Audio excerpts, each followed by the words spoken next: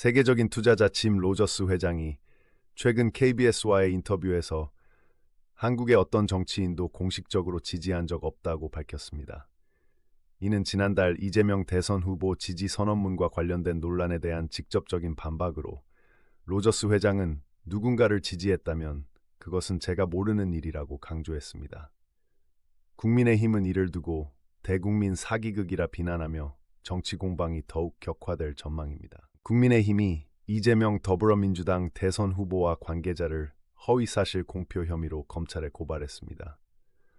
고발 사유는 짐 로저스 회장의 지지 선언을 허위로 유포해 국민을 기만한 행위로 김용태 비대위원장은 조작된 쇼라며 강하게 비판했습니다.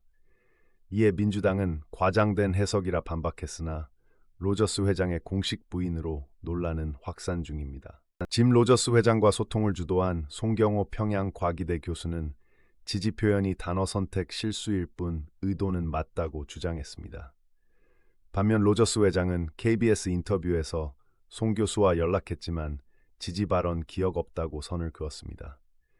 이 같은 상반된 진술로 진실 공방이 가열되고 있으며 야권은 이를 정치적 연출로 규정하며 공세를 이어가고 있습니다. 이재명 후보는 짐 로저스 논란에 대해 직접적인 해명을 피한 채 사이버 내란 사건 해명을 우선하라고 언급했습니다.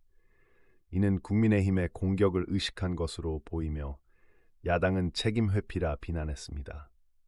한편 민주당 내부에선 로저스 회장의 반박이 선거 전략에 차질을 줄 수 있다는 우려도 나오고 있습니다. 민주당은 국민의힘의 공작 사기 발언에 대해 과장된 표현이라 반박했으나 로저스 회장의 인터뷰 이후 입장을 재검토 중인 것으로 알려졌습니다.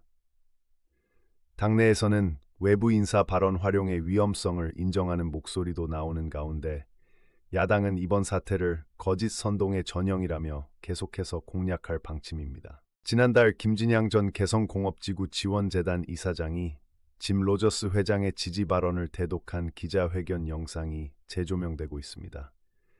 로저스 회장의 부인으로 해당 발언의 진위가 의문시되자 민주당 측은 의뢰받은 문서를 읽은 것이라 해명했으나 야당은 고의적 기만이라 주장하며 추가 고발을 예고했습니다. 정치권은 짐 로저스 회장 발언 논란이 중장년 보수층의 이재명 후보 인식에 부정적 영향을 줄 것이라 분석합니다.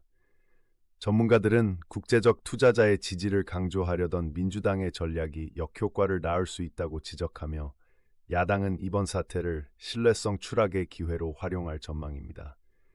향후 경제 공약 논의에도 파장이 예상됩니다. 로이터 통신 등 외신은 짐 로저스 회장의 한국 정치 간섭 논란을 보도하며 글로벌 투자자의 정치 개입 가능성을 제기했습니다.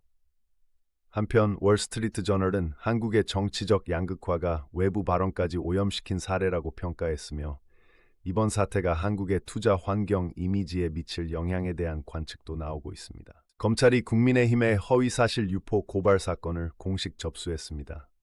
법조계에서는 정치 공방과 법적 판단의 경계를 놓고 논의가 예상되며 수사가 본격화될 경우 선거 판도의 변수가 될 수 있다는 분석입니다.